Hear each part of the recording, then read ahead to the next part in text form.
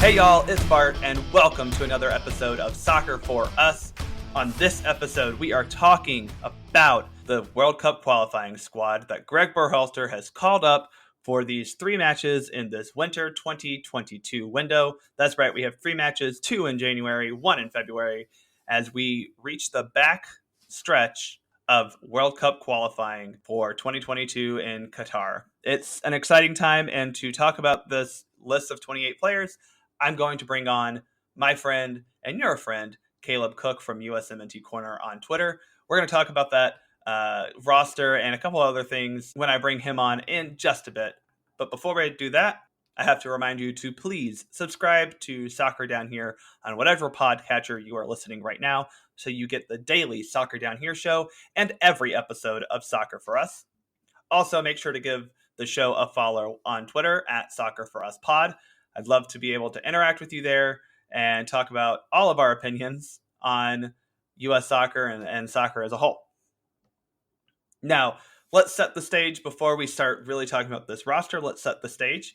We have, like I said, 3 matches. We have a match at home against El Salvador on Thursday, January 27th. That will be played in Columbus, Ohio, because apparently U.S. soccer needs to play another match in Ohio. That's the 3rd time we've played in Ohio this qualifying cycle, and the second time we'll be playing in Columbus. Not too happy about it, but whatever.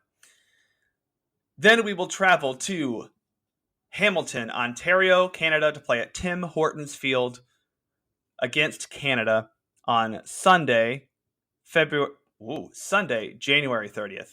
Almost got ahead of myself. So that is going to be a 3 p.m. kickoff. Kind of sucks because this will be going up against the AFC Championship game on CBS at the same time. I'm sure CBS did not want that, but I imagine that you'll have to go find a bar somewhere that'll either put on Paramount Plus or just subscribe and watch it at home. Good luck with that. And then we come home for a game on February 2nd. That is a Wednesday against Honduras. Now, we've played all of three teams before in qualifying. This is basically a carbon copy, but reversed, of the window we had to open the qualifying campaign, in which we only took 5 points. So I think it's safe to say that there are higher expectations, given that we have 2 home and 1 away matches. That, I think, is pretty consistent with how everyone thinks. I will get Caleb's thoughts on that when he comes on to the show. The U.S. currently sits in 2nd place in the octagonal. We have 15 points. We are 1 point below Canada, who is atop the table. Hopefully we knock them from the mountaintop at the end of this window. Directly behind us on 14 points in 3rd place is Mexico. And then in 4th place, also on 14 points, is a very surprising Panama. Panama has 2 road and 1 home games this window, and Mexico has 2 and 1, similar to us. Canada will basically play the same schedule we have, but they go to Honduras and El Salvador. A lot of travel for them in this window. All right, so that's kind of where we are situated right now. I don't need to go through the other 4 teams. It's whatever. Regardless, it is a very jumbled mess at the top of the octagonal standings, and the U.S., with a good window, has a chance to not only take greater strides to qualifying for Qatar 2022, but also has a chance to really put distance between themselves and a team like Panama, right? The top 3 teams qualify automatically. That 4th place team has to go into an intercontinental playoff with a team from Oceania, which probably going to be New Zealand. You don't want to have to be in that, right? I know it's a 2-legged playoff, but you just don't want to have to do that. You want to get one of the top 3 spots. The U.S. currently holds one of the top 3 spots and can, with a good window, good set of results, can put distance between themselves and that 4th place spot. So that's the goal, I think, at the end of this window, is to be, more than 3 points, I would like to say, above Panama in that 4th place spot, or whoever is in that 4th place spot, but be more than 3 points above that if you can. I think Panama is going to have a tough time in this window. I think we will be able to get 6 to 7 points. But again, I'll talk about that with Caleb in a little bit when I bring him on. I do want to say 2 really quick hot takes about this window. First, For me, the issue with this roster isn't about MLS versus European players. I think it's about Gregg not using consistent logic to pick players, because I think there are players in MLS who have been outperforming a couple of the MLS guys all season, and it's frustrating when those players aren't rewarded with good call ups for guys who have been mediocre, not only for the national team, but also in their club performances. And this holds true for European guys.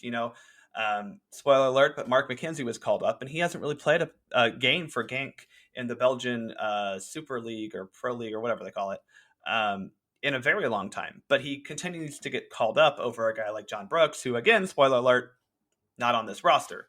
So where's the consistency in how Gregg is calling up players? It really just seems like he has a group of 20 guys that he's just going to call up for every World Cup qualifying window. That's his group for World Cup qualifying. And that's understandable to a point, but it's really frustrating when he's so willing to just bring guys in because they make him feel more comfortable or possibly make the team a little bit more happy. I don't know what all the reasonings are, but it's really frustrating to not see Gregg exploring the best talent that we have of such a deep talent pool. So again, I don't know if it's an MLS versus Europe problem. I think it's just Gregg not using consistent metrics to call up and evaluate players. My next hot take is I think CONCACAF should have made this window the 2-match window. And there are 2 reasons for that. One, this was the specially carved out window that FIFA allowed CONCACAF, I think CONMEBOL, they were allowed to have this window for World Cup qualifying as like a special dispensation because we were so far behind during the COVID pandemic and weren't able to start for much later. This should have been the 2-game window, right? It makes sense that, hey, this extra window that you're going to have, let's just put 2 games in there. It'll be fine. The other reason is, we've talked a lot about, I've seen a lot of talk, I should say, about players being in and out of season. I'll talk about this with Caleb as well. It's a question that I want to ask him. But, the U.S. is not the only team dealing with players in and out of season. And the reason for that is not because of European leagues, but most of the leagues in this hemisphere also take a break during December, right? It's actually one of the things that is quite unique about this hemisphere, or is quite different about this hemisphere from Europe, is that most leagues have what we call apertura and clausura, an opening and a closing of the season. They have 2 mini leagues within an entire season. So I know for a fact El Salvador and Honduras, their leagues basically ended at the end of November. They had their playoffs, and now they're about to start the rest of their season, or the clausura part of their season. I think both of those leagues have played 2 matches so far by the time that World Cup qualifying will begin. Obviously, Canada is both an MLS, but they also have their Canadian Premier League. They're out of season. Mexico also has the Apertura and Clausura, so they had a break during the winter. They are back, but we talk about how back, it's 2 games in. It's not quite as full fitness as you'd want, and it's a major disruption to the players getting ready for the rest of the season with their club. So most of the leagues that we have, most of the domestic leagues in CONCACAF, we're on a break in December, a break of some sort for some sort of length of time. So coming back from that, it makes no sense to force these players to play 3 matches when they're already in a ramp up process with their season. They're just not in full fitness or at the fitness you would want, right? I think CONCACAF should have made this the 2-match window. We could have played 3 matches in November. I think that was a great oversight on their part. The last thing I want to say, and I definitely will talk about this more with Caleb, but I'm really not happy, and as I alluded to, I'm really not happy with playing in Columbus for a second time. We can talk about, and I will talk about, I believe, Caleb and I will talk about the St. Paul match, but I really want to hit on Columbus and what bothers me about it. First, sources tell me that Berhalter specifically requested that location. I know that it has, quote, a great, fan atmosphere, and I'm sure the stadium's really nice. I haven't been there. I want to go this season, but it can't be that much better than a lot of other venues that are within an hour flight from, one airport to Toronto. They're taking chartered flights. It's not like they have to wait in line to check bags or anything. So it's not like you have to worry about that. You're not connecting anywhere. These are direct flights. I just don't think it has to really do with that. I think that he likes Columbus because that's where he coached for 8 seasons. I'm sorry, that's just what I believe. And it's really frustrating that he just chose Columbus because he likes it there. I dislike using a venue for the second time in the same round of qualifying. We haven't really done that in modern history. We've used the same venue twice within like an entire qualifying cycle, but we only have one, and we only have 7 home matches, and you've put 2 in the same spot, 3 of them in the same state. There are more states, there are more cities in this country who love soccer, and we need to be playing there. And lastly, are we really that concerned about not getting home field advantage against El Salvador and Honduras? But like, if you're that worried, don't put it in DC. That's like the only argument. I think Donald Wine, who was on here earlier, made that point when we did our venue draft of DC has a very large El Salvadorian population. Okay, don't play that one in DC, right? But there are other East Coast cities, there are other Midwestern cities that love soccer and would support this team really well. You could play this in Chicago, or if you want an East Coast, you could play it in New York City or Philly. Those places are just as close to Toronto as Columbus, right?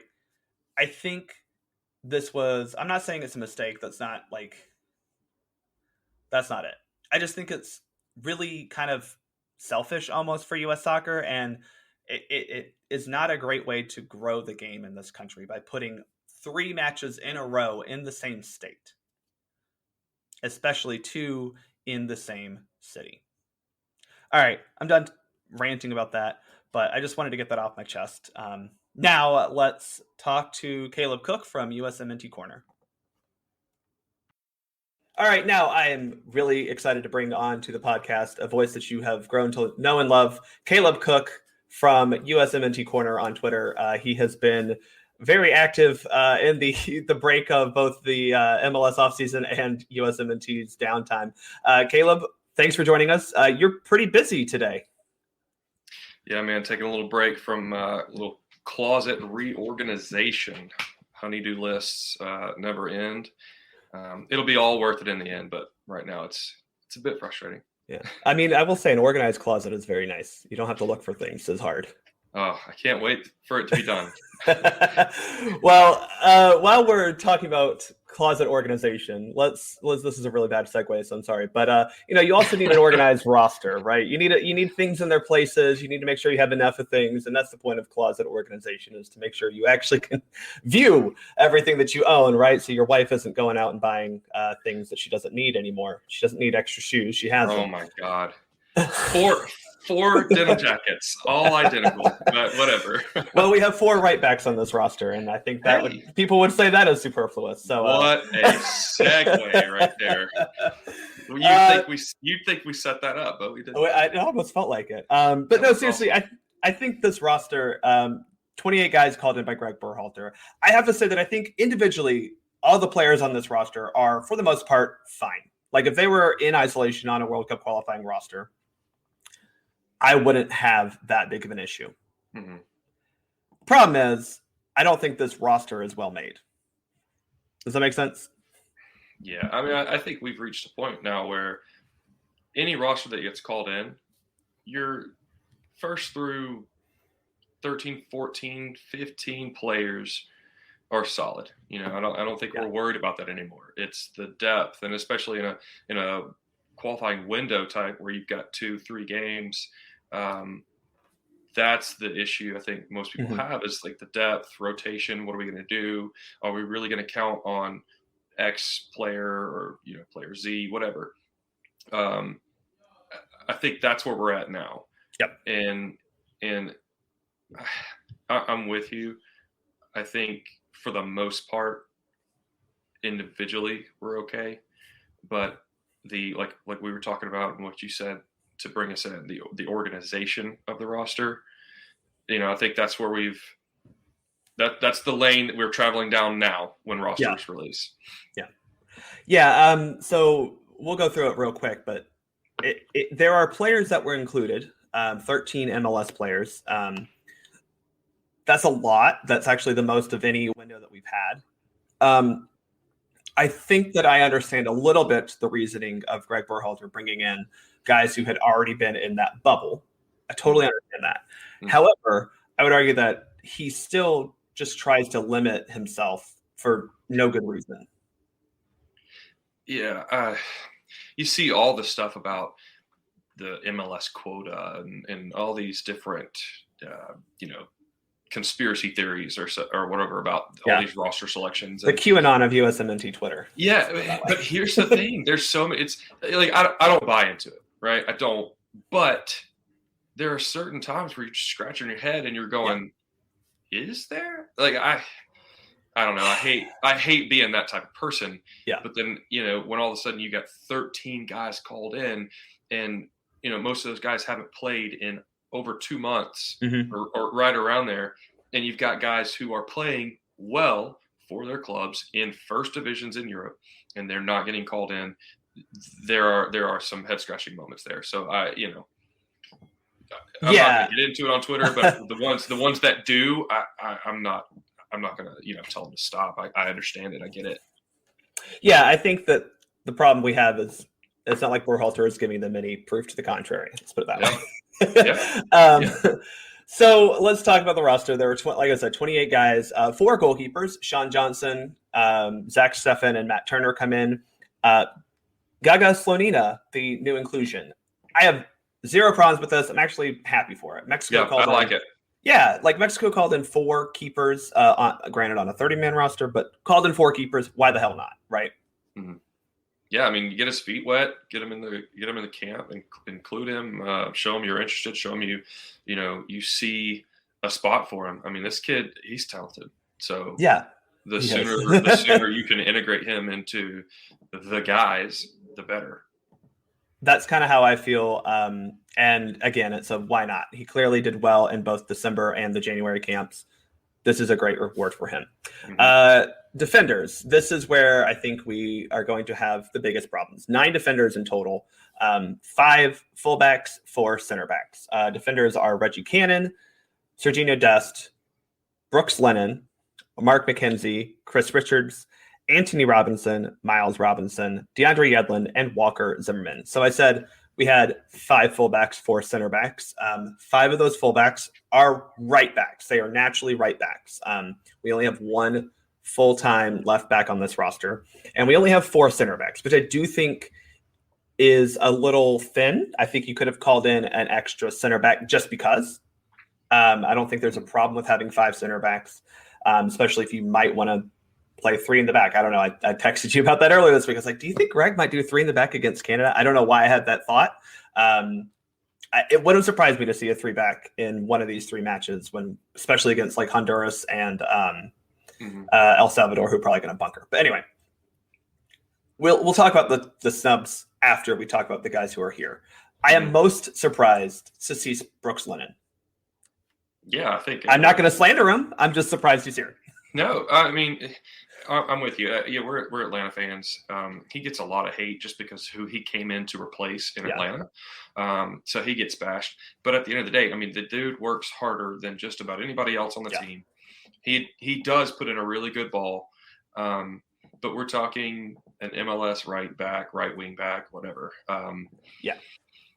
Who was good this year, but I don't think you can say like he didn't have a standout season. It's not like he was. Yeah, he's not an incredible player, and that's not a bash on him. I like the guy. Yeah. But when he's getting called in, he hasn't played again competitively in 2 months. He's getting called in over a guy like Scally. Mm-hmm. Right? I know there was like a COVID concern or something like that, but I'm pretty sure he played this past Wednesday. It kind of makes you wonder, did he just come into camp and blow everybody away and he's going to surprise us? I mean, that'd be great. I don't think that's going to happen, but I don't know, man, it just makes you wonder. It really does. Yeah. I mean, I think Brooks Lennon is the type of guy who would impress coaches in training. He hustles, he works hard. He clearly looks like a guy who takes instruction and does what he's told. Which is what coaches like, and it's especially what Gregg Berhalter likes. He likes guys who operate his training camps well. Apparently, that's the most important thing for him is guys who operate his system in training well. Right. But beyond that, we still have 3 other right backs. We have Serginho Dest, we have Deandre Edlin, and we have coming back to the camp or to the squad, Reggie Cannon, who he was part of November, but he hasn't really been a part of qualifying that much, right? He had a start of the season with Boa Vista in Portugal where he didn't play a whole lot. Like I said, he did come back in the November window, but wasn't really effective, clearly. And now he's back again. So if we're talking about COVID, if we're talking about players in form and whatnot, I don't know if I would put Reggie Cannon in the category of like, well, we got to call him in, you know? Yeah, that's one of the things that kind of. And I like Reggie Cannon. I have nothing against the kid, but I do too. But the thing about I know you said we're going to talk about snubs later. There's the players they're not brought in, and it's purely based on form, right? Then why are some of these other guys getting called in, right? If you're going to leave a guy out because of form, but you call a guy in who isn't doing any better or not even playing, why are we using that as a qualifying answer? Like, that's, to me, it's completely inconsistent. It makes no sense, and it's quite frankly a bit irritating. So this far in the Primeira Liga season in Portugal, Cannon has nine appearances, 8 of those starts, only 635 minutes. He has played. Like, I won't say that he hasn't played. I mean, he's definitely picked up his match load recently. He has played a lot as a right-sided center back in like a back 3, which maybe is a reason why Berhalter maybe called him in. But like, I don't know if Reggie Cannon's my answer if we need a right-sided center back in the back 3. We have Miles Robinson, Walker Zimmerman, and Chris Richards. You can all do that, So I don't know if that's like a reason. It's not like I don't think he's necessarily out of form. I just don't think he's necessarily in better form than other guys who are in Europe and playing at bigger clubs and better leagues. Yeah, I think Berhalter he looks at him as one of his guys. We all know that Berhalter loves his guys, right? And I think regardless of what's going to happen at their club, there are certain guys that if they're fit, if they're healthy, they're going to be in camp. Yep. That's just the way it is. He knows that he can tell them what to do, and they're going to do it. Now, the disconnect for me is he's going to tell them what to do, and they're going to do it in training. Great, but if you tell them to go do it on the field in a game, in a qualifying game, in a game that matters, do they get the job done? Sometimes, they get a little lucky and they make something happen. A lot of times, we just are left scratching our heads, wondering, what is he doing? Yeah. I don't know. So I think the guy who does stand out for me as someone who clearly I don't think he's been great in qualifying, but he's been pretty okay, is Deandre Edlin. I think he's been serviceable enough as a right back to be a starter or a sub. And that's where I don't understand why we need 4 right backs. Serginho Dest finally getting back to play for Barcelona a little bit. That's great. I still think he probably needs to go somewhere, maybe not Chelsea, but like go somewhere that he'll play. And he is the starting right back, but it seems like he's probably going to be the backup left back as well, because we only have one, and that's Anthony Robinson, who's playing really well for Fulham, has a goal this month. But we only have one left back. That concerns me. And that's where I want to get into some snubs. So we have Anthony Robinson, but 2 people who I think we've talked about, one, but another one that I want to add who could just be a left back. Joe Scally. We know he can play on the right and the left. Sam Vines is in season. He is getting back to playing with Royal Antwerp. They've restarted their season. He played really well from November on when he came back from his shoulder injury. He's been in a Berhalter camp before. What's wrong with Sam Vines? If it's a COVID bubble thing, which again, I think that's a made up. I don't want to say COVID is made up, but like the bubble of like, oh, well, we have to have these guys who have been in the bubble. I think that's a made up problem.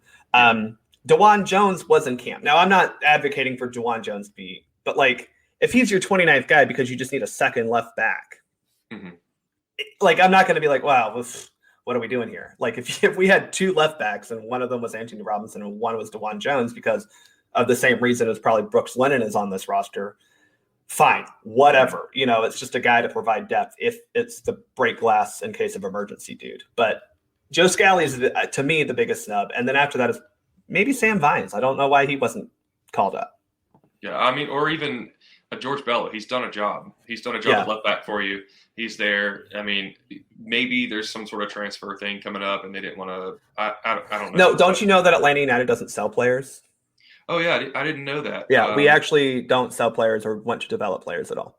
Yeah, right, which makes absolutely no sense to an Atlanta fan. We all know, but whatever. Atlanta sells players. Atlanta sells players all the time. We're gonna. I'm sorry, this is a tangent, but I've said this on Twitter. Ask any Atlanta United fan what their problem with the front office is. It's that we sell players too easily. Yeah. We're you want them? Take them. Yeah, it's people talk about, and Darren Eales came out and said, there's no interest. I think it's not that he's trying to be deceitful. I just think there's no interest that they are interested in. Does that make sense? He said as much for the Miles Robinson thing, where he's there haven't been any basically legitimate offers, and if we were, we wouldn't be that interested because. Mm-hmm. And same with George Bello. I think Miles and Bello are in the same situation on this roster. They're more valuable here in Atlanta than they are being sold. Yeah, and that's the thing. If someone wants Miles and someone wants Bello, Atlanta is not they're a club. They're not just going to give them away for free. We're not FC Dallas. Right, exactly. I mean, we actually try to win, which is probably the biggest differentiator. Yeah. So there's value, and they're gonna set a specific value on a player. Yeah. Now, I don't think it's a Aaron Long Red Bull situation where they came in when the dude he had a good year, he showed well, and what if they come in? Someone was offering $6 million or something. Yeah, it really wasn't a whole lot. And again, it's he's worth more to stay. Yeah. Well, it was one of those where maybe you could have seen the Red Bulls push him along like they have other players, but I think because of his age, they're thinking, look, it's not necessarily going to do him any favors. I don't know. It's tricky when players get a little bit older. Miles is he's 24, right? I think he'll be 25 this year. Yeah. He's a defender. He's not an attacker. He's got plenty of time. I think he's going to go to Europe at some point, but people talking about Atlanta is purposefully standing in his way, I think is just completely idiotic and completely filled with ignorance because they just want to have something to scream about. Well, now that we've pissed off all of USMNT Twitter, apparently they hate the fact that we haven't sold Miles. I think you're right about George Bello of he's literally an hour plane ride from Columbus, just call him in type thing. It just makes no sense to only have one left back on this roster. And then when asked about it, his answer is, oh, well, guys can play left back. He mentions, obviously, Sergiño Dest, which, whatever, fine. Mm-hmm. Mentions that Reggie Cannon and Deandre Edlin can play left back, which, no. I mean, technically, Greg, everybody can play left back. Caleb, you can go play left back if you're playing. Absolutely. Yeah, you can go play on the field on the left side of the back line.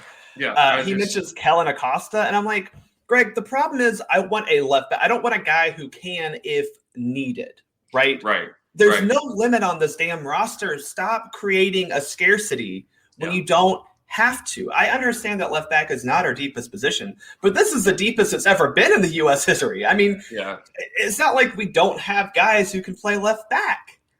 Well, here's what I don't understand is when you call a roster in to a camp that you're going to have a friendly, right? Or if you're going to play 1 game, 2 games, something like that. We're playing 3 games in this window. There's going to be rotation. There's going to be rotation, 100%. So let's look. Are you going to play A-Rob all 3 games? Probably not. I mean, could he? Maybe.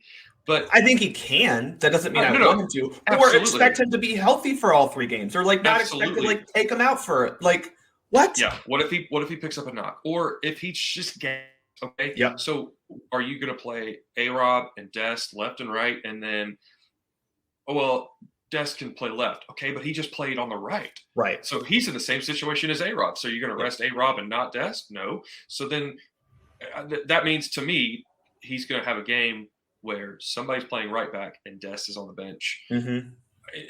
Because to me, Dest would be your first choice backup left back, right? he's the only one who's played that position in World Cup qualifying so far. Yeah. So to me, if you're going to have rotation, he has there's no chance he's starting all 3 games. I mean, I say that. You never know. I don't see that happening. He's already not the highest motor on the team, and you're going to play him for 3 games straight? No. Yeah, right. I don't think, Dust, you can play 3 games straight. I think you could for Anthony Robinson, but again, why leave yourself with only guys who, quote, can play? And it's not even like a Joe Scally can play. Joe Scally has played both left and right. Like, I'll even give Sergiño Dest can play both left and right because he has played both positions this calendar year. But Kellen Acosta filling in as left back is not the answer. He's been that's my issue, right? But my thing is, if you brought in a Scally, right, he's not your starting right back, so he can be your backup left back. Yes. If Dest is your backup left back, but he's also your starting right back, that to me is the biggest problem. Yeah. So either Dest is not going to start 1 game, so he can rest so that he can play on the left, or we're going to get some weird concoction bullcrap roster that was thrown out there during the first Panama game. And who knows what's going to happen? I mean, if you move too many puzzle pieces around, it becomes disorganized because no one knows. They don't feel comfortable because they don't normally play there. And that's, to me, the road that we're on. Which is exactly what happened when we played Canada the first time and when we played Panama, right? Is we just we put guys together. We put guys out there who weren't good enough. We put too many guys out there who weren't good enough. 100%. Or Absolutely. made too many changes so that people weren't familiar with what had happened. Yep. Again, this is a product of Gregg thinking his system is going to get us through rather than relying on the players, which I had hoped we learned from last year, and clearly Gregg hasn't. Anyway, let's talk about John Brooks. He's an omitted center back. We have Miles Robinson, Walker Zimmerman, Chris Richards, and Mark McKenzie are your 4 center backs. Now, I don't have a problem with any of these 4 guys being brought in. I'm not a huge fan of Mark McKenzie's right now. I don't think he's played at all for Genk in a month or 3. Yeah.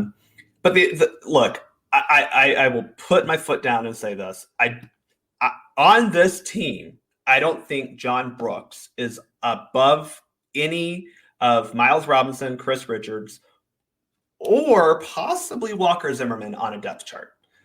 For one reason and one reason only. He can only play left-sided right back, or center back, excuse me. He can only play the left side of center back. That's it.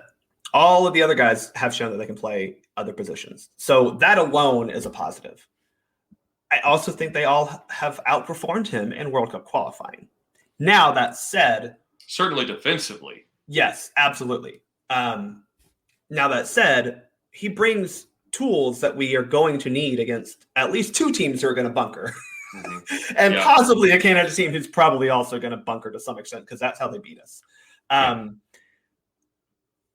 Well, how they get draws against us. They beat us once in Nations League, but whatever. How they compete with us. Yeah. I think that's the argument for him. My other argument for him is, again, why not bring in a 5th center back? And it's John Brooks, who's the guy who can play as your left side or center back. Because Mark McKenzie can play either side. So it just, again, why leave yourself short? And why leave yourself without the option of John Brooks? I don't know if something happened or what, because it's like, well, he's not really the type of center back we're looking for. So you're telling me that just all of a sudden became the issue because he was called into everything else beforehand? That was his reasoning for November as well, is why he said John. He was like, we just don't. But this is my issue with Berhalter in general. He says, we just don't see the games going that way. And then it's like, Gregg, this is World Cup qualifying. You have to be prepared for any game situation at all because clearly the games haven't gone the way you wanted them to. Did Panama go the way you wanted it to? Probably not. Did El Salvador go to the game you wanted it to? Probably not. Honduras sure as hell didn't because you had to make 27 changes at halftime. What bullshit crap is that? I'm sorry. Like, Gregg, stop being like, oh, we see. Like, there is not one permutation. This is like, this is Doctor Strange looking into the future and seeing like all the different combinations of the way that you can win. And there's only this is not only one good outcome, right? Like, there's a lot of outcomes that we can get. This is not Doctor Strange seeing of 13 million. I only saw one that we could do it. Like, no.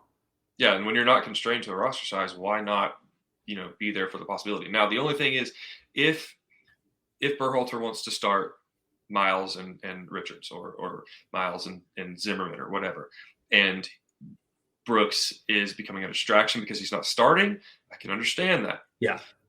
So be open about it, right? I don't know. I understand trying to keep things like that in-house, but on a situation with a high-profile center back who has been the number one penciled in or pinned in left center back for the last 2 years, and all of a sudden he's just dropped from the roster and the group, quote unquote, all together. Give us some explanation, or say, there's just some stuff we're working through, whatever. You don't have to exactly tell us what, but don't tell us it's form, because that's just it's insulting. We're not dumb. Yeah. It's completely insulting to say something like it's form. Miss me with that, please. Gregg, it's a lie. I'm sorry. To say that it's just form is a lie.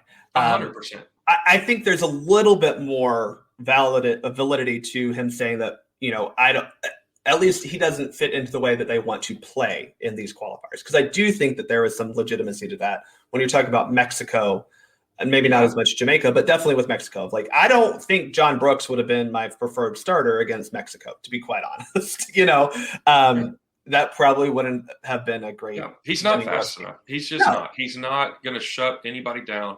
And a team like that is extremely technical. They're going to come at you over and over and over again. Yeah. I would rather have a Zimmerman and a Miles, or a Miles and a Richards, because they're a bit more athletic. And the thing is, like, Brooks is incredible with his feet. Fantastic distribution. Awesome. But he's, missing a little bit defensively. Here's the thing. If I'm playing as a center back and we're playing a team that is going to be all over us, I'd rather have a guy who's way better defensively. And then here's the thing. We're not saying someone who's extremely good defensively and is trash with his feet. That's not what we're talking about. Miles and Zimmerman, are they John Brooks? Listen. With their feet? No, they're not. But are they terrible? Not even at all. I'm going to say this. I rewatched that Panama game when we were down in Panama. I rewatched it for some reason. Walker Zimmerman was not bad. He was the only person who regularly controlled the ball with his first touch. Everyone else was having a bad day. Listen, with their first touch on that. I'm not saying he is going to hit the passes John Brooks does, but don't tell me that Walker Zimmerman can't frickin' play soccer. But if you're counting on Walker Zimmerman to be your, key holder and break open a bunker or a team, that's garbage. Yeah, that's not what we're looking for with our center backs. But this is also why we have Chris Richards. And see, that's what I'm saying. Miles Zimmerman's played some beautiful diagonals. Miles has too. Miles has shown the ability to carry with the, if there's a striker high and there's two and the two center backs are split and he's trying to split for that pass, Miles has shown the ability to dribble forward, carry the ball, and lay it off. Yeah. So has Zimmerman. Yeah. We're not missing that much. No, they're not on the level of a Brooks. They're not. No one's saying. No one is. But they're except not, for apparently Tim Breen. But whatever. But see, you see what I'm saying? That's why we're okay. But it just makes me completely scratch my head with the whole Brooks not being called in, and it just doesn't feel right. Does that make sense? If he wasn't called in and we all understood the reason why and we all felt like we were being told the truth, I don't think there'd be as much outrage. But because we are being told stuff and no one believes it, that's where the problem is. Well, okay, so I'm going to not be a capital J journalist for a second and just be a fan who's speculating. So allow me to dip my toes into USMNT Twitter for a second. I think we can piece together some things as to why John Brooks isn't here. I think we know, not definitively, but I think we kind of know that the Weston McKennie thing in Nashville was not just Weston McKennie. It seems like John Brooks may have also been a part of that. Now, look, if it were non-COVID times, whatever, go have fun, guys. But it is an issue to break the bubble when those are in place. I get it. It's pretty clear that John Brooks was also a part of these shenanigans, at least for one night. He may not have brought someone back home, but he clearly went out, whatever. So there's one thing. Add to that the fact that he got burned on that goal that Canada scored. by just not picking up Kyle Larin, who's the one guy in the box who could score. Mm-hmm. He got subbed out against Honduras. I'm not saying he's necessarily at fault for the goal Honduras scored because, yes, he did not win a challenge there, but like there were other people who could have easily stopped that attack or at least tried to. But he got subbed out because he wasn't having a good game. So there's 2 strikes against him in the same window. October comes, he doesn't get called up because apparently back spasms or whatever. I think it was some sort of back injury. He was hurt. He was out of form at Wolfsburg, whatever. Mm-hmm. In that time, you saw a guy like Walker Zimmerman take control of that other center back role. You saw Chris Richards play pretty well. And you've seen Miles Robinson be the most consistent player on the back line. So you've got 3 guys who I think, like I said, are above him right now in form for the U.S. men's national team. And then on top of that, I don't know this. We're not in the locker room. We don't have these conversations, but it's very clear that he and Gregg combat for some reason. They don't. That's what I think. Get along. That's what I think it is. It's got to be that. And I don't agree necessarily to kick a guy out for that, but I don't know what the players feel about it, right? Yeah. I don't think Gregg makes all these decisions on his own. I mean, clearly he probably makes he makes the final call on all of these decisions, but I don't think that the players are mad that John Brooks is not there. Let's put it that way. Yeah, to me, you talked about some of the poor form he showed in the windows that he was called in.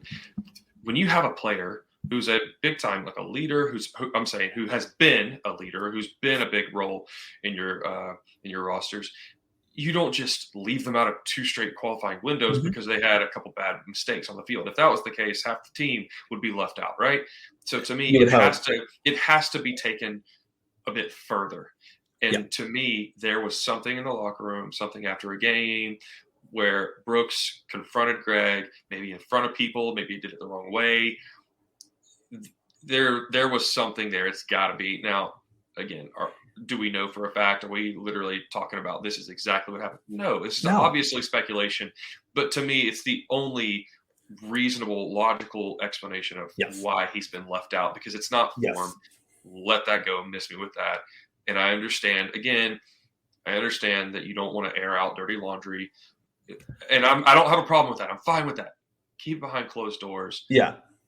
But, I mean, are we going to be okay? Yes. Am I upset that Brooks is, alienated from the team? I'm not upset per se, but it bums me out a little bit. I mean, he's been such a big part for a long time, and then he's just gone. Yeah. Right? So, and you can't tell me he doesn't have a role to play. Right. And I don't think Berhalter doesn't think that either. So that's why, to me, there has to be more than what we think, and it's caused a distraction and maybe even rubbed players wrong. Maybe he called Gregg out for calling in all these little pansies that we're all upset about him calling in, and he used that kind of tone with Berhalter and said it in front of people. Maybe made everybody feel terrible. I don't know. We don't know. Yeah, we don't know. But it was something that has caused him to miss. And I think at this point, unless he gets called in, there's no other reason to continue to blow our heads off about it because it is what it is. Yeah. And we're going to be fine moving forward. I'd rather have some. Look, I don't think our problems have been the fact. I don't think the problem has been that we haven't had John Brooks on the roster. Let's put it that way. I don't think that John Brooks not being here is the reason we haven't performed as well as we could have. Because we didn't perform as well as we could have when he did play. But 100%. There's clearly something beyond just form. And I think if Gregg really wanted to put it to bed a little bit better, just say he doesn't fit in with the group right now. 100%. Yes. You don't have to say why. Closure. Yes. Because that can be, hey, he doesn't fit with the team the way we want the team to play, which is, I don't want to say valid, but understandable. I think that's more why you wouldn't play him. Right. But he may also be the type of guy who doesn't want to get called in if he's not going to play or start. So that 100%. I think that a lot of this might just rest on John Brooks not being the most favorite guy in the locker room. He's never been the captain for the U.S. men's national team, ever. He's never captained a game. Sam from Yank Report talked about that, where He's played like 40 some matches, never once captained the team. So anyway, I think the 4 center backs we have here are fine. Again, I would have brought in a 5th just because you have 3 matches. It wouldn't surprise me if if something happens, we'll just call in another one. But I think the 4 guys we have are going to be fine. Who do you want to start? Not against El Salvador. Let's not do that one. Who do you want to start against Canada? I think the 2 best center backs in the group to me are Miles and Chris Richards. I agree. That's not necessarily the best pairing. I think at the moment it might be Miles and Zimmerman, and a lot of people are going to freak out, and cry because they're MLS guys. But at the end of the day, guess what? If we beat Canada, I don't care if they're in the USL. I don't care where they're playing. Are they doing the job? Are they doing it well? Are they shutting guys down? Zimmerman, dude, I've never seen anybody win more balls in the air than the dude loves an aerial duel. I'm sorry, and I don't think people understand the value of that in CONCACAF. I truly don't. It's unbelievable. He wins every freaking ball in the air. Plus, him and Miles are probably the 2 best guys on set pieces. Well, I'd say Weston. Well, defenders for sure. Weston and Zimmerman, but he's better than Richards on that. So Richards has gotten better. I'll give him that. He has. He has. I saw your tweet about it. He's clearly, it's been something he's addressed and working on, but he's not on Zimmerman's level on that. I don't know if anybody's on Zimmerman's level. No. It's unreal, dude. But I think, to your point, I think honestly the starters against Canada, it would make sense to have Miles and Walker. That said, against Honduras and El Salvador, I think I want Chris Richards there because he is better on the ball. He's going to at least hit passes out a little bit better. And I don't think we're going to be defending in transition, which Chris Richards actually is pretty decent at. Chris Richards, though, my issue with him is he loves to challenge for a ball. It's a little LGP. If you're an Atlanta fan or Miami fan, you know what LGP does. He loves to go in for a tackle like at midfield. Richards isn't as bad as going in for random tackles. He's not flying in, but he does defend really high up the field, which maybe is what we need against El Salvador. But when you have Miles as your partner, sometimes you can get away with it. We true. saw it again. Was it Costa Rica? Yeah. Right? Yeah. So exact situation happened. I think our center backs are fine. I think these are 3 of the best center backs we could call up. Mark McKenzie clearly is a guy that Gregg likes. I still don't think he's seen the promise that we had of him, or he had in himself when he went over to Europe. Mm-hmm. It sucks, but he clearly is a guy who Gregg Berhalter trusts, and he hasn't been bad. I just don't think he's as good as other guys, but whatever. Let's move up the field. Midfielders, you have the 2 central defensive midfielders, if you will. You have Tyler Adams and Kellen Acosta. And then your 8 are Luca De La Torre, Sebastian Lletget, Weston McKennie, Yunus Musa, and Christian Roldan. Now, I don't think there's anything to argue with about the 6s. I don't think the defensive whatever. It's Tyler Adams and Kellen Acosta. Fine. The 8s, though, obviously Gianluca Busio. And when I tweeted this, people were like, well, I know. I tweeted this after or before we knew that Busio tested positive for COVID. That sucks. But it's clear that Busio is going to be on this roster, and maybe Luca De La Torre wasn't, because Roldan and Lletget are, when we're talking about Gregg's boys, we're talking about guys who have literally combined have not produced during World Cup qualifying while still playing in a lot of matches. But Sebastian Lletget hasn't played since October, and he's still just getting his name pinned in. He's like number 1. He's above Christian Pulisic, it feels like, when it comes to getting called in for this damn national team. Oh my God, you're talking about head scratchers, man. I don't understand it. It's like banging your head against the wall. Again, like you said, Tyler Adams, Kellen Acosta, I'm fine with that. I'm fine with Kellen as a backup 6. I like the guy. And plus, you talk about CONCACAF. Man, he is a CONCACAF dude. I'm telling you. So, and that's fine. I like it. Great. Super happy to see Luca De La Torre. I think you're right. That's probably why he got called in with the whole Busio thing. Because we couldn't have both De La Torre and Busio. That would have been right. Too much. Well, yeah, that would have been too nice of Gregg to do that for us. Right. Because then you can't call in Christian Roldan, right? Right. You have to do that. You have to call Christian Roldan and Sebastian Lletget. That's in the contract. That's in the contract. Weston and Musa, obviously, you're going to have an MMA midfield. I think everybody's in love with that. Speaking of Musa, with this goal, it was an awesome goal. But man, can I just talk for just a second? How much I love watching this kid play. God, the way he carries the ball is he's like a machine. And he's so athletic, he's so fast, he's so explosive, yet he is so smooth with the whole thing. I love it. Love Yunus Musa. Cannot say that enough. Moving on, Lletget and Roldan. All right, here we go. Right. Sebastian Lletget. He has had some good moments, and we've talked about it before. I think he's the type of guy who he plays up to the level of his surroundings. So if he is the best player on the field, surrounded by a ton of guys that are mediocre, he's going to be terrible. You put him on the field with a bunch of good players, he raises his level. Now, he had a big fall off, and it didn't matter who he was playing with towards the end of the year. But as we talked about, I think there was a little bit of burnout, physical, mental. So maybe this rest has rejuvenated him. Hopefully he comes in and there's no chance. Please God, tell me he's not going to start over McKinney or Musa. I hope to God we don't see that. But if he gets some minutes and he does play, I hope he has a great showing and kind of redeems himself. Now, that being said, who knows? Christian Roldan. If he's coming in when we have a 1-2 goal lead, and he comes in as one of the wingers, and he's just told to go press and run your butt off, that he can do. He's shown that. He can do it. He's going to annoy you. He will not stop. He gives everything he has, and I love that, and I appreciate that about him. If you are counting on Christian Roldan to create, to be involved in goal buildup or anything in attack, then we're lost. That said, could we ever use him as a backup 6?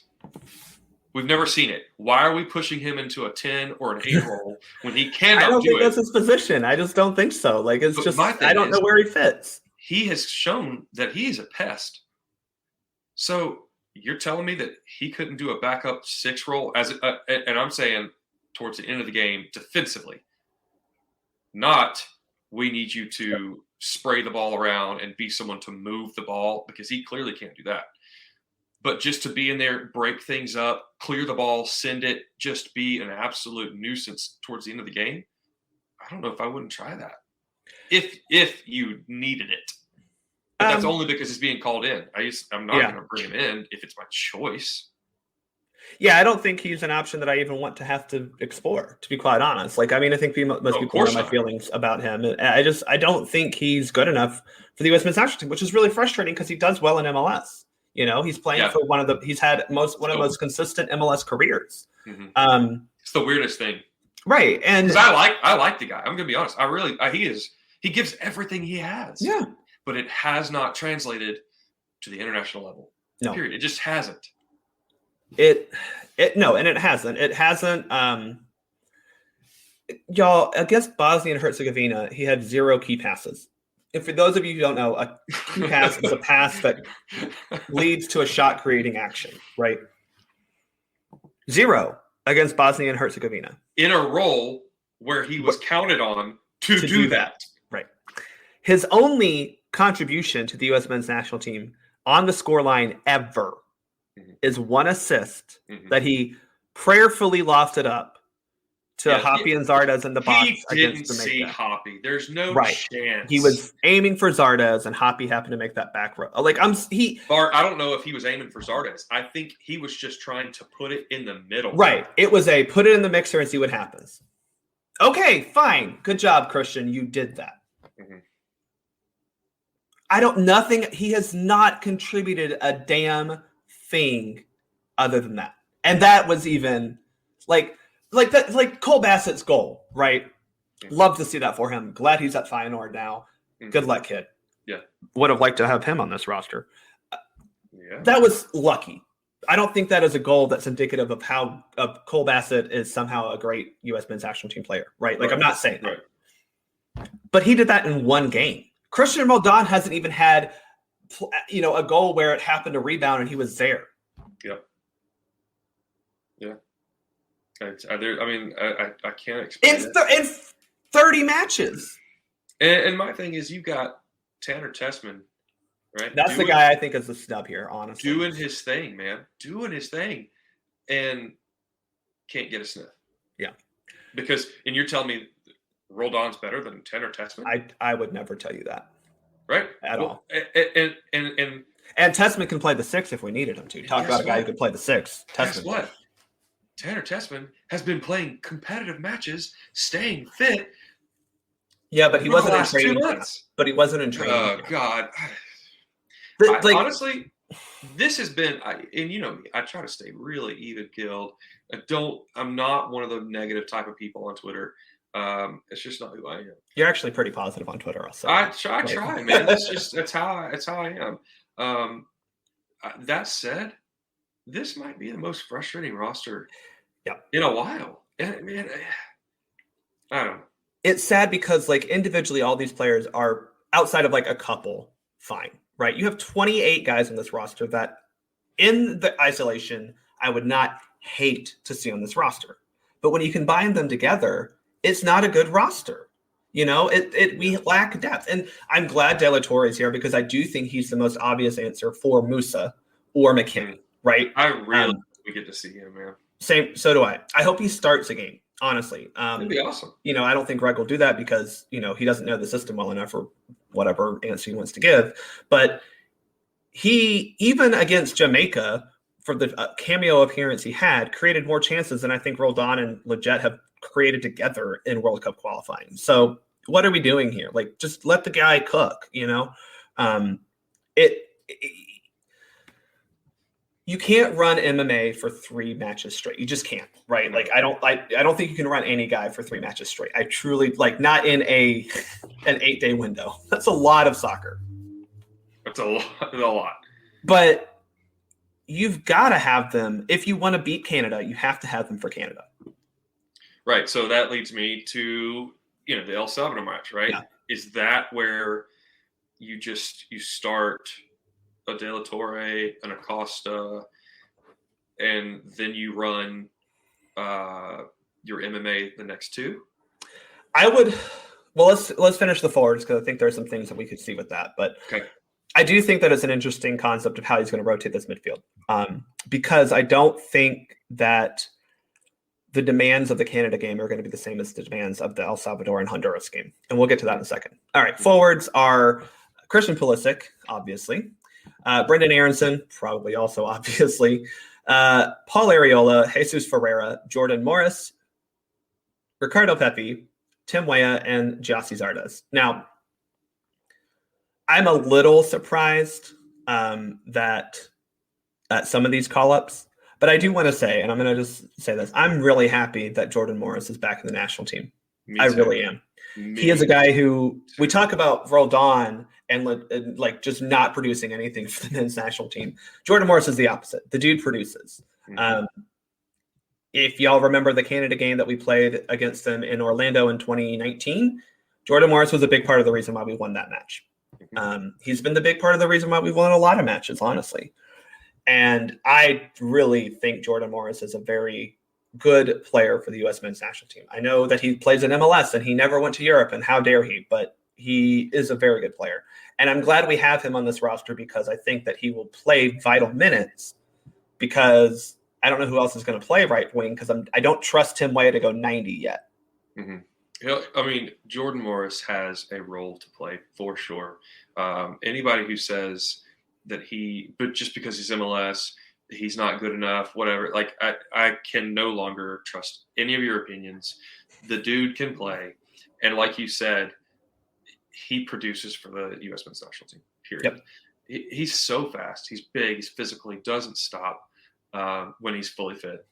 And, again, that describes some players that we've talked about negatively, but there's no production with those other guys. Right. With Jordan, there is. Yep.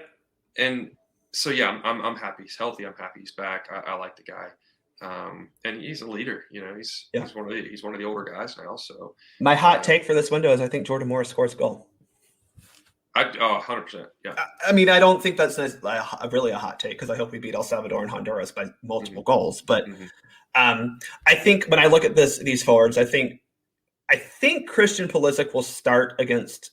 He might start all 3 games. I don't think he goes 90 in all 3. No, nor should he. But I think he can start all 3. And I think the first game, I'd like to see Jordan Morris start on the right. I think we're going to have I think he's a guy who can get behind defenses on the ball and with his runs, right? Which Tim Weah can do as well. I just don't. Again, I'm not forcing Tim Weah into a starting lineup yet. He is coming back from an actual injury.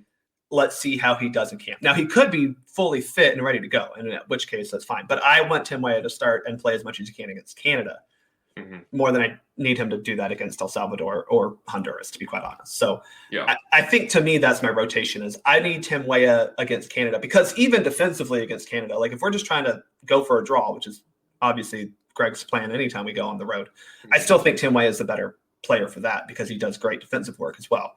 Oh, absolutely. Yeah, so I think Jordan Morris should start against El Salvador, and it has nothing to do with him over Tim Weah. I'm just trying to manage Tim Weah's minutes in a much smarter way. 100%. And I think you're not the only one that understands that. I think the Berhalter and the staff, they completely understand that. He's going to play, and honestly, I think it'd be a great role if he comes in the last 30 minutes of each game, kind of fresh. I mean, that if he's on the right wing, whoever the left back is, they're scared, 100%. Yeah, I could honestly see that with Pulisic against Canada as well, where you start Aronson because reasons, and then you bring Pulisic on 60th minute to shake things up. Also because Canada and Coach John hacks a lot, will do one thing, and that's kick the shit out of Christian Pulisic because they don't know how to play actual soccer. And yeah, I'm spitting fire about that because Canada has not proven that they can actually try to play with us and beat us. What they do is they bunker and try to foul us. The thing about doing that is it's on the referee to fix that. It is. And unfortunately, the CONCACAF referees a lot of them are just used to that style of play. Yep. And they just let it go, and they don't punish teams unless we do it and then we get yellow cards for doing that. Yeah, of course, but you got to protect players like that. If that was Messi, my God, they'd be like immediate yellows, because they're going to protect him. Yep, and they don't protect Pulisic that way, and it's sad. I think Ricardo Pepi needs to start every match. I'll be quite honest. I think he is in shape. He's in form. I don't have a problem with him starting all 3 matches. I really don't. But that said, I think that Gyasi Zardes will probably start at Canada. Because I just have that feeling in my soul. I don't have a reason. I just have that dread. I think Pepi starts versus El Salvador. If he plays well, I think he gets the Canada start. Okay. I expect Zardes to start against El Salvador because it's in Columbus, and Gregg loves Columbus and loves to show off Columbus players. I mean, he could, but I think Gregg picked Columbus, Columbus to be there. Yeah, I'll get into that later. It's always been a good spot, so I understand it, but I don't think Gregg's going to start Zardes just for, I say this, who knows, but he'll find a reason, a game state reason to do it. Here's my thing. I think Berhalter loves Pepi, and he saved his job. Pepi's good, man. Pepi's good. Yeah. So I think he gives him the start. And what was the last? What was the friendly where he just missed, just completely? Oh, the Bosnian one, and yeah. So that's my thing. If he does that kind of stuff versus El Salvador, 100% Zardes starts against Canada. But if he shows well, scores, gets on the sheet, is involved, things like that, then I think he starts in Canada and then could very well start. Who's our third? Honduras. I got you. Yeah. So that said, Zardes is going to start all 3 games because That's what Gregg does, right? Yeah. I do think that Pepe, I think same with Pooley, I think you could start Pepe in all 3 games. Yeah. And depending on the game situation, you can sub him out for rest. I mean, hopefully we're not needing to score a goal past the 60th minute at home against El Salvador. Yeah. I'm sorry. If we are, then I'm going to be very upset with Gregg because we've seen Gregg leave. Gregg's teams have yet to produce the goals that we expect them to produce, right? It's been nice to beat Mexico 2-0 the last window, but we scored 2 against a bad Jamaica side in October. It's just been really inconsistent goal scoring from this team, and that's concerning. I don't know who fixes that. I think it's a chance creation issue more than a goal scoring issue. Yeah, 100%. 100%. And I'm hoping that maybe, this window, when you have a guy like Tim Weah, who had such a great November window coming back, you have a guy like Jordan Morris, who's been really productive for the national team coming back. You have Pulisic coming back in much better physical fitness and club form. And you have a rested Brendan Aronson coming back. I think that'll be good for all of our wingers. Oh, and we have Paul Arriola. So. Well, there you go. Hat trick coming up. Yeah. Watch it happen. Oh, my God. Paul might score this window because he might just run it to a goalkeeper and they kick it off of him like he almost did for the Jamaica game, which would be fine. That's what he's good at. So hopefully he can force some bad passes. And I will cheer just as hard. Absolutely. I will laugh. I'll say that because it'll be funny. Like it'll be like, oh, my God, we did that. Anyone on the forward line or midfield line that you think like actually got snubbed? Because I'm struggling to find a forward that I think got snubbed. I think we all want Conrad. He's clearly not fit. Yeah. I don't know of any forward that I'm like, they got snubbed. Yeah, I mean, with where I have 2, but I'm not going to. I mean, there's certainly guys that could have been called in, but I don't think there's anybody to be outraged about or like, well, what's going on there? Like, I can't, none of that. Yeah. There are a few guys I'd like to see too, but with what's been happening in their clubs, and I can understand not being called in. But one of those, like I said, Josh Sargent. I'm a big Josh Sargent fan. I would not have called up Josh Sargent before I saw him score Friday. Like that's exactly, the thing is like exactly the dude was struggling. That's what I'm saying. I understand him not being called in. I still like him just because I think one of the biggest reasons with him not scoring is his team, not him. Right? You talked about what our problem is. It's not necessarily individual skill; it's chance creation, and I think that's one of his biggest problems is just the club he's playing for. So me personally, I just like him, but I completely 100% understand why he wasn't. Hopefully those little 2 goals on hopefully he gets a couple more goals by March. Yeah. I'm hoping he warms up and gets confident. Yeah. Starts burying some and we do see him because I think he's a really, really good player. He gives everything he's got. You're talking about engine, defensive work. He does everything that's asked of him. But like I said, there's no one that I'm gonna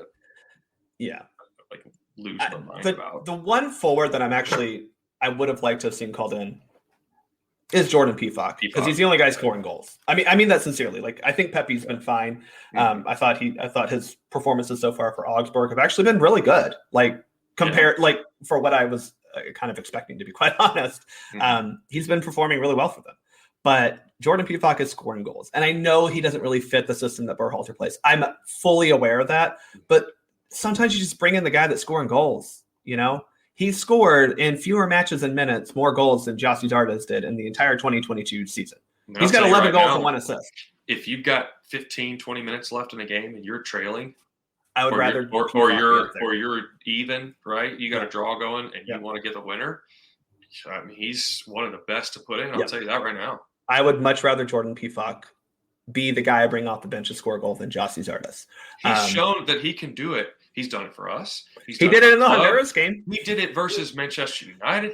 He's shown that late in the game, he's clutch. And sometimes that's not necessarily skill or training, or that's just kind of how it goes for some people, and some people have a knack for it.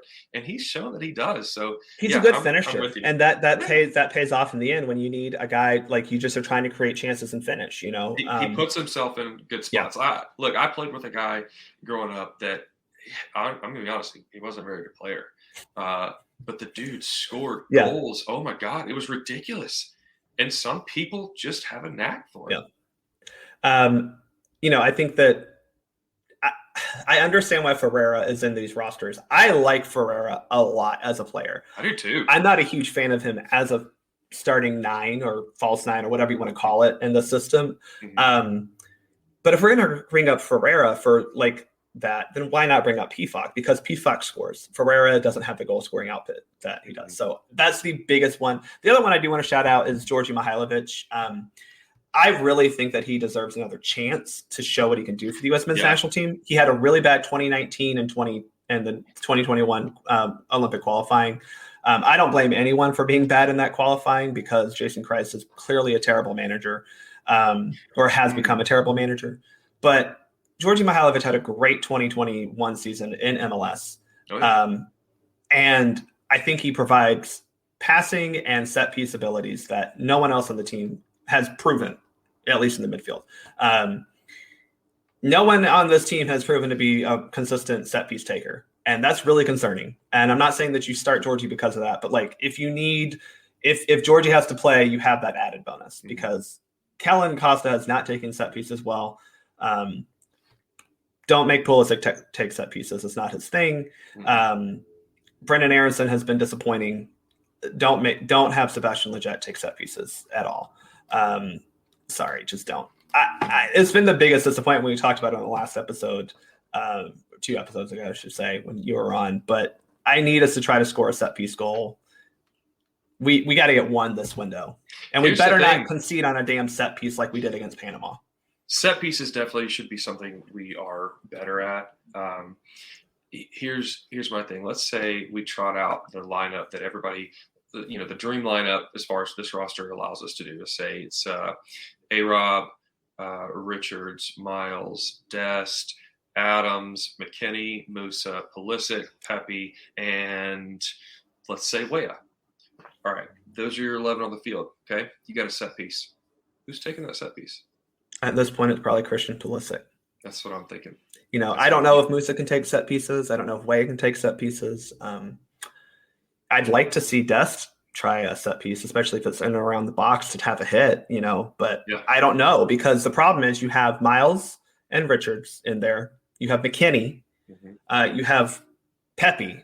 Those are 4 guys who should be able to win a ball in the box. Then you have guys like Weah and Musa who are very good, not just in the air, but like very good at getting on the ball after things have happened. They're so fast, physical, absolutely. Right. And it's just like we have to take advantage of this because we have great pieces and it's not being executed well. And it comes down to delivery because even in that Panama game that we lost, we clearly tried things on set pieces. The goal was to run things basically through Walker Zimmerman, but we couldn't find a good service for him. So, I'm with you. I think it's by default in that situation, it's going to be Pulisic. He can hit a good ball. It's just not every time. It's just not consistent enough. But at the end of the day, that's who you're going to have taking those pieces. So Well, I liked your lineup. I think that we'll see that for at least one game. Because who I think we'll see at Canada, by the way. I think at Canada we'll see Zimmerman, but I wouldn't be mad at all with I actually want Chris Richards, but I think we'll see Zimmerman. But I think that's the strongest lineup. You're right. We probably will. Here's my question, and this is the debate that's going on: is how do you set up to get points this window? Because I will say that as a week ago, I was like, y'all, let's just try to get a draw in Canada. That is the most meaningless match of this window. And I know that it's not meaningless in terms of we want to beat Canada, but when it comes to points, we need the 6 points from the home matches. A draw in Canada would have been icing on the cake. A win would have been even better. But now that they're going to not have Davies, now that Eustachio is going to be out with COVID, most likely, unless he somehow tests negative and is able to travel by next Sunday. So he has a week. I think that Canada is a much beatable opponent. And the thing that Canada has that we all have, and both El Salvador and Honduras are kind of in the same situation. On El Salvador and Honduras, their net domestic leads take a break From January to February, they had the Apertura in the fall and the Clausura in the spring. So like they have been out of season as well. Honduras is 2 matches in. I think El Salvador might also be in their second match window. El Salvador has had a training camp in Indianapolis. Haven't been able to see where Honduras is.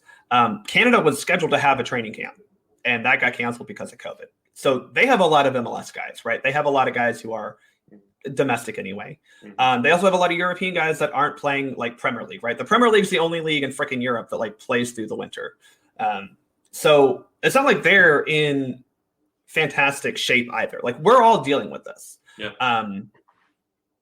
I think that Canada might be more beatable right now.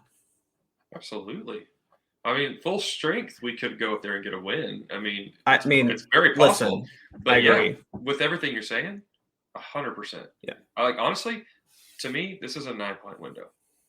I think so here's the thing, and I retweeted something about this earlier. Someone said 9 points this window and a bad window by Mexico or Panama, which I think is more likely for Panama. They have Costa Rica and Mexico away, and then Jamaica at home. Mm-hmm. We could be very well clear. And the thing is, we have to be clear so that we don't have to go to Costa Rica on the final match day needing a result of any kind. I don't want to have to leave that open. I think that we are a much better team than this Costa Rica team, but like things don't go our way in Costa Rica. Yeah. So I'm with you. I might gamble. I would rather gamble to win the Canada match. And if you lose, oh well. Sure. Than play for a draw and not even maximize the amount of points you could get. Because I'm sorry, I don't want to be dismissive of El Salvador or Honduras.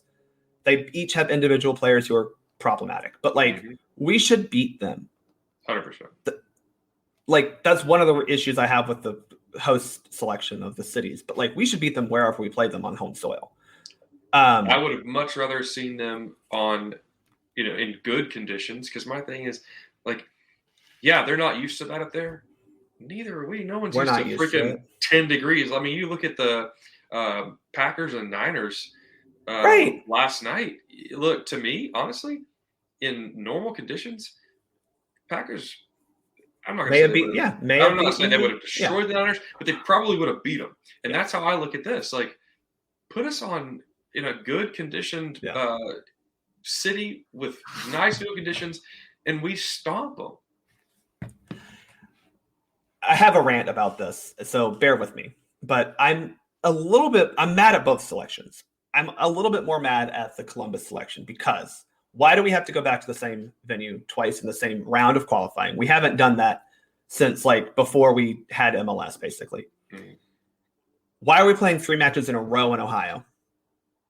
If you're talking to me about travel, we can travel to Toronto just as easily from New York City or Philadelphia, who would probably be slightly better. Like, I understand a little bit, like, you want to be close to Toronto for travel reasons. Minnesota is close to Toronto. And you're going to put us in the cold, too? Like, why are we purposefully creating that problem for us? It's going to be the freaking Arctic. Like, yeah. The whole Edmonton, Canada 2-0 over Mexico. I think 2-1. They didn't get a Dos Zero. Yeah. Sorry, you're right. But I know what you mean. But yeah, it's they scored 2 goals. They beat Mexico, and I think it was like, well, let's look at that like a blueprint. We're not playing Mexico. Right. We're playing frickin' Honduras. Well, my thing is like, why are we looking for like, oh, let's try to get a little leg up over here by doing this. Like, why are we looking for things like that? Like, let's just go on the field and play them. We should be able to beat Honduras anywhere in this country. We beat them 6-0 in San frickin' Jose. That's exactly what I'm saying. Last qualifying round. Why are we round we didn't qualify for the frickin' World Cup. We beat them 6-0 on home soil. I don't care if it's on, a cow pasture in Montana. I would prefer that. I don't care where it's at. Like, we shouldn't be looking for external factors to give us an edge over El Salvador or Honduras. Or like, we're past that. We don't have guys who are just trying hard, and like we've got guys who are technical, who are playing Champions League level. We have 100% way more talent than these teams, and yet we're still trying to look for an external edge over them. Like, what? Why? the St. Paul thing bothers me. I'm not against playing in St. Paul. I'm sure that the atmosphere will be great. The fans there are pretty darn good for Minnesota United. Love that. Absolutely. But why do we play that in January? Why? I understand why they don't want to play El Salvador and DC, because that's the highest population of El Salvadorian immigrants in the United States. So what? Mm-hmm. We should be able to sell. Like, this is U.S. soccer. Are you that scared that people don't actually like your product? That's on you. And they are. Yeah. But between the level, the way that they sell tickets, if you don't know, if you've never been a part of this, it is very, I'll pull up the damn email right now. Because they're having this problem right now in selling tickets for the game in St. Paul, because they are not sold out there. Basically, you have levels, 5 levels of people who are part of U.S. soccer. So it's people who donate to U.S. soccer or have a lot of points for that. And there's just varying levels of that. Part of that is also season ticket holders for whatever home club it is, right? Between the 5 levels of U.S. soccer fandom and season ticket holders to the local club, you're telling me you can't guarantee a majority pro home crowd that can get you a multi-goal win? Yeah. Thanks for the confidence, USSF. It's so dumb. I would have played these games in New York City and DC. Those would have been my 2 sites, right? I would have played one in New York and one in DC because they're East Coast, so they're probably going to be a little bit warmer just from the Atlantic current. The geography is warmer there. There are also quick flights to Toronto, just as close to Toronto as anything else. That's what I would have played. I don't like playing in Columbus for a second time, and I don't like playing in St. Paul. What bothers me most is Gregg Berhalter requested Columbus. He wanted it to be in Columbus because he's comfortable there. And that just goes to show you everything that Gregg Berhalter thinks about managing this national team, in my opinion. But we'll see.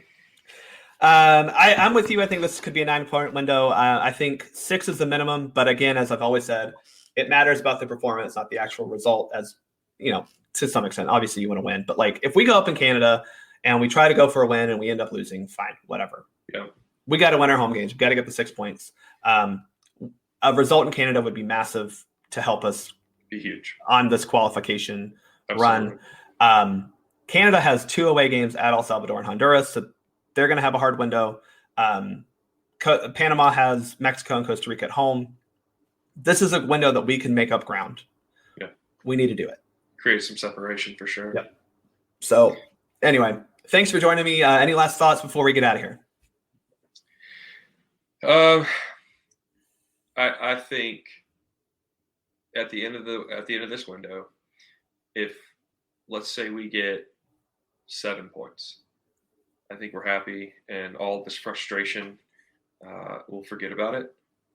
Because at the end of the day, what are we trying to do? We're trying to qualify for the World Cup. Mm-hmm. We get the points that we were supposed to get. We're all going to be fine. We're all going to be happy. We're all going to move on. If we don't, this roster, we're going to look back at this one and say, maybe this is the one that. I hate doing that because I don't want to put some negative energy out there, but if we fail to accomplish what we're trying to accomplish, this might be that point of looking back and saying that was it right there. Well, let's hope that doesn't happen. I'm very confident that we will get at least 6 points this window, right? Oh, I am too. That is a must. You asked me what I think. I think we go get 9 points, to be honest with you. I really do. I think we go beat Canada. And I'm not worried about Honduras and El Salvador. But I'm just saying, because of all the frustration that we've had with this roster, and I think it's a lot of people, even there are blue check marks that are talking about being frustrated. So I think that frustration's very widespread. So that's what I'm saying. If it's a big if, it's going to be the one that kind of lingers. But no, I don't think it's going to happen though. Well, as I wrote for soccerdownhere.net, you can go check out that little article of 3 things we learned or things we learned in 2021. At least I'm hoping that Gregg Berhalter really does learn that it's more about the guys that you put on the field than the tactics behind it. He is so wrapped up in his system and his tactics that he forgets that you still have to have better players on the field. And we have better players. The problem is when you put Sebastian Lletget, Christian Roldan, and Kellen Acosta on the field, or you put Lletget and Acosta at 8s, like, you get the player selection correct, and you're going to have more success. And I don't think that's, I mean, Pep Guardiola would say the same damn thing. Look at Tottenham. I'm a Spurs fan, right? Antonio Conte, incredible coach, right? Yeah. Has won so many different places. And his tactics have clearly made the team better. What is he saying? He has already said point blank, I cannot do it with this level of talent. It has to get better, period. And that's the thing. Listen, I coached in a rec league because my kids, my daughter, little kudos to my son. He just made clubs, super pumped. Oh, awesome. Yeah. But my daughter, she was a lot older when she started. And so I coached her team for a while. It was rec. Guess what? Listen, there's not a single other coach in the league that was doing what I was doing. I had my girls playing possession out of the back. I involved my keeper in possession. None of the other teams were doing it.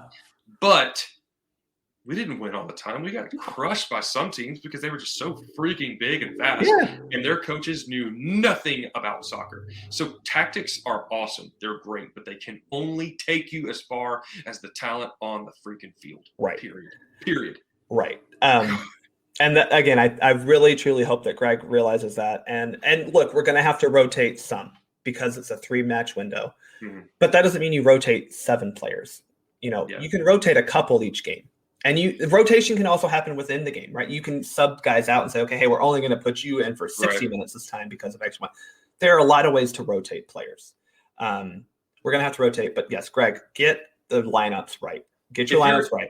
If you're France, sure. Rotate 10. I don't care. Because every single player you're rotating is Champions League player. Like, that's awesome.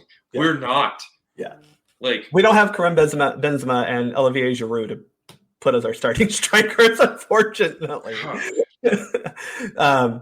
Yeah. Well, okay. I just got so irritated in the podcast. It's all right. I think you and I are both correct and both feel the same way. Like, I feel very positive about this window. Me too. I have reserved optimism because I do think that, although I think individually all these players are pretty good, I have questions about why this roster was constructed the way it was. Mm-hmm. Oh well.